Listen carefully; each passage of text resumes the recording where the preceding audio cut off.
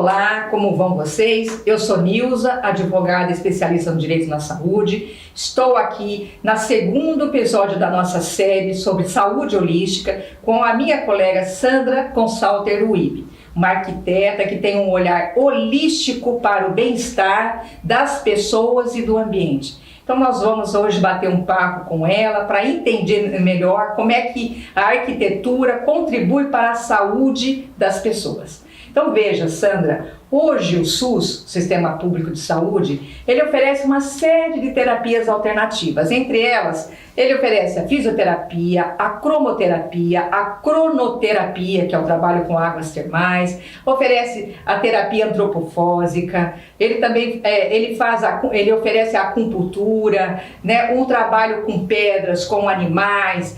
E então eu vejo que esse tipo de terapia alternativa é um grande ganho, porque havia todo um preconceito com essas terapias e hoje o próprio SUS incorpora como um atendimento para a população e que eu vejo que a população tem muito a ganhar com isso. Eu gostaria que você me dissesse como é que nós podemos usar a arquitetura aliado a essas terapias alternativas que estão aí à disposição da população para que as pessoas possam envelhecer com saúde, com bem-estar, com qualidade e assim retardando até ou evitando as doenças senis.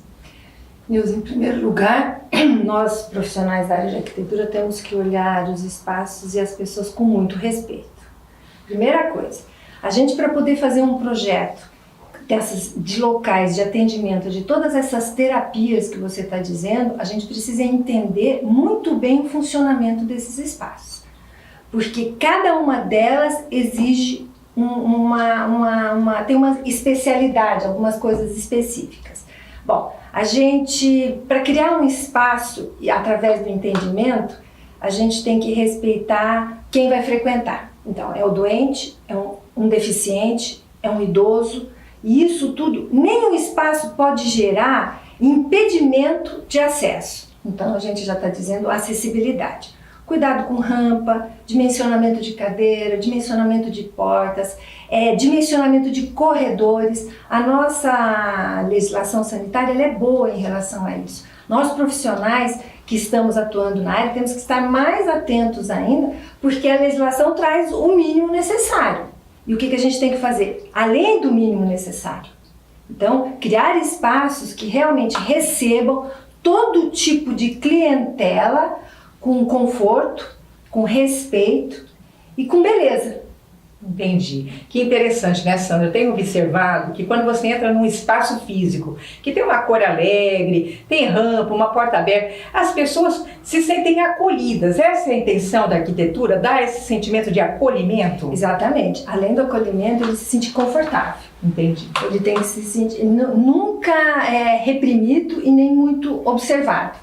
Porque a questão de ter muitos olhos em cima do doente ou do paciente, ele pode se sentir um pouco inibido. Então, ele tem que se sentir à vontade.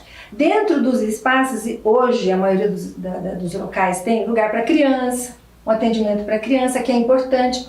A criança é diferente do idoso e ele precisa eu estou dizendo duas extremidades, porque são duas extremidades importantes no momento no nosso país, no nosso convívio e precisam de atenções diferentes. O espaço que você projeta para uma criança é diferente do espaço que você projeta para um idoso. O da meia-idade, ou que seja, a gente transita bem, mas sempre com muito respeito, se nós não tivermos nenhuma comorbidade, nenhuma deficiência, nada disso. Então a gente transita. Cor é fundamental. Existem cores que na teoria são direcionadas para algumas áreas. Ou não, por exemplo, vermelho a gente tenta não usar para a área da saúde, porque remete a sangue, papapá. Laranja a gente usa para a área da alimentação, que fomenta fome. Então, cores quentes são importantes serem usadas, mas que também não altere o seu estado de bem-estar. Tem cores tão intensas que elas aceleram a tua pulsação. Então, num quarto de dormir, você não deve usar vermelho. Então, você já pensou num hospital, dentro de um ambiente hospitalar, um dormitório, você usar alguma coisa que vai te deixar sempre em alerta? Isso não é bom, isso não é interessante. Então, o estudo das cores é fundamental. Por isso que nós, profissionais, temos que ter um olhar holístico, realmente. Nós podemos não sermos especialistas em cada item do espaço, mas nós precisamos dominar todos os itens. Iluminação, cor, ventilação, ergonomia é fundamental. Não é só o belo pelo belo. É beleza e função. Forma e função, elas têm que estar associadas, jamais desassociadas. Então é assim que a gente pode contribuir com os hospitais. É muito interessante esta fala da Sandra, porque hoje nós temos uma classificação diferente da idade, né? Os velhos já não são mais velhos, nós temos uma expectativa de vida muito maior, segundo o IBGE. Os homens devem viver entre 90 anos, mais ou menos. E essa geração nova que está chegando aí, Sandra, vai viver mais de 100 anos. Hoje nós temos os velhos, que é aqueles que estão na faixa dos 60, 70, os novos velhos, os velhos de 70, 80 e os velhos a partir de 80. Então, veja, já são 3 classificações. Então, a gente observa que se essas pessoas forem utilizar essas terapias do SUS e também tiverem uma preocupação com o seu bem-estar, ter na sua casa a sua acessibilidade, provavelmente vai retardar a doença senil, né, Sandra? O que a gente percebe. Mas eu concordo com a Sandra com relação ao ambiente. Você vai hoje a um posto de saúde, a um pronto atendimento, as cores são verde claras, azul clara, tem rampa, tem barra. Então é muito interessante a gente observar essa acessibilidade. Já é um olhar holístico do próprio governo, né?